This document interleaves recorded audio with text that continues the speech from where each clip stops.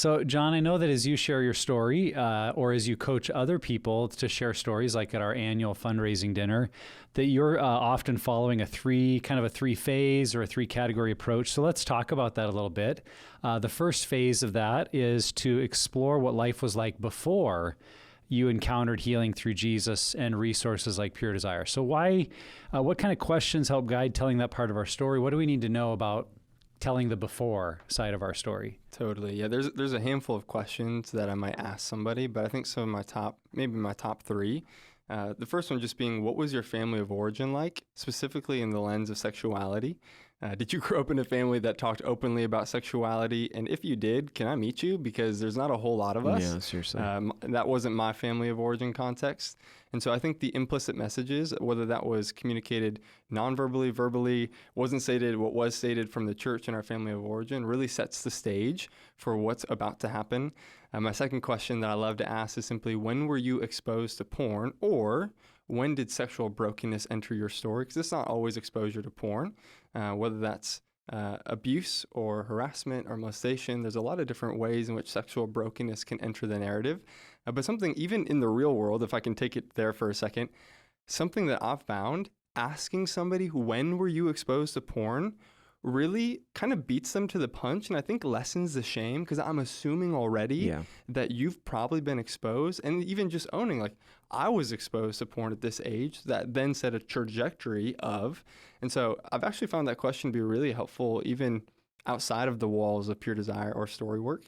And then my third question that I love to ask is simply, how/when did the truth about sexual brokenness come out? And so for some of them, it was in an interview. That's my story, regarding, hey, I'd love to work as a campus missionary for Cru.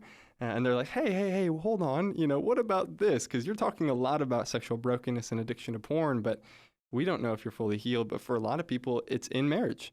It's the spouse who found what I was looking at, whether that's browser history, it was a spouse that found an email. It was so many different ways. And so I think that moment is really what leads you into the second portion.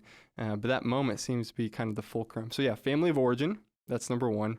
Number two is, when was exposure, sexual brokenness introduced? And then when was it revealed? When did it come out? Yeah. You and I have spent a lot of time talking about, we use a specific framework called the Story Brand framework. And what you do is you have a character, and the first thing that you talk about in any story is the problem. And so you're identifying the problem, because every good story has a problem. And this is, I'm going to try not to nerd out too much, but like, I'm very much into movies and storytelling and screenwriting and all that if you just have a character who there's no problems the entire story, it's not a story. And no one's going to watch that movie. No one's going to read that book. It's just like, give me something, you know? And so it's that idea of challenge or struggle, that what it does is it creates that new arc of, is this person really going to address this? Is this person really going to become who we think they can be or who they want to be? And so I think that this aspect of this 3-part kind of framework is really just establishing, like, my life wasn't perfect. Here's where the problem was. And to your point, it's just pointing a finger to, and now let's talk about what the solution is to that problem. Well, and at Pure Desire, we use the phrase a lot, a cohesive narrative, telling a cohesive narrative. And so it's really looking at, in those before parts of our story, what are the pieces that connect the dots to everything else? I think sometimes when I hear people tell their story, they feel this need to like give us everything. Like, well, I was born in such and such place. And you're like, whoa, okay. Does it make you think of The Jerk, by the way? I was born a poor black child. Something like that? I guess if someone started that way. But, all right. No, you feel like they're trying to give you the whole picture. And it's like, okay, if you write your own book someday, give us all that. But if you're telling your story, you maybe have, 10 minutes on an airplane, or you've got 5 minutes in front of your church, or, maybe you're with a friend and you've got half an hour, but in general, you don't get to tell everything. So really look at what was the problem that connects to the solution in the story, and emphasize kind of telling more about those parts. And I would say, without being careful not to glorify the past, because I think that's a huge kind of dilemma I see in Christianity a lot, that it's a little bit of the car accident effect. Like, this is ugly and I don't want to look, but I can't look away. And people will spend 80% of their time talking about their sin and all the stuff they did. And that might be intriguing, but it's kind of like, that's really not the point. And if we spend 80% of our time there, we've actually missed the point of stories. Like you were saying, John, yes, we want to create connection points. We want to be honest and truthful without being graphic or gory. But we want to make sure we're not glorifying sin. We're setting the stage for the real parts of the story. So I try to tell people, like, try to set the stage quickly, because at the end of the day, I don't need to know the breadth and depth and intricacies of your struggle. What I would like to know a whole lot about is, how did you encounter change? What did it look like? And that's what we're about to talk about. So, well, and that balance too between, because I've heard people tell stories where it's like, well, I was struggling and it was hard, but God met me. And it's like, well, what were you struggling with? Yeah, it's like, so vague. Help Be me, specific. please. Yeah. Like, was it alcohol? Was it gambling? Was it, whatever it may be. And so I think that being honest, but to your point, not like embellishing too much onto that. So that finding that balance, I think, is important in this first part.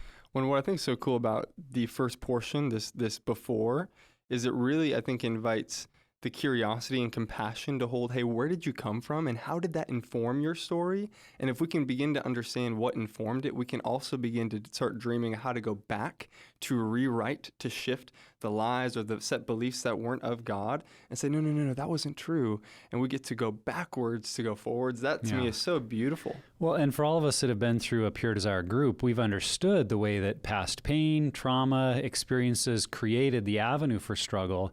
And I think if we can tell that part of our story, that's actually very intriguing for people outside of a group, because it's like, wow, I thought it was just, porn is porn. Yep.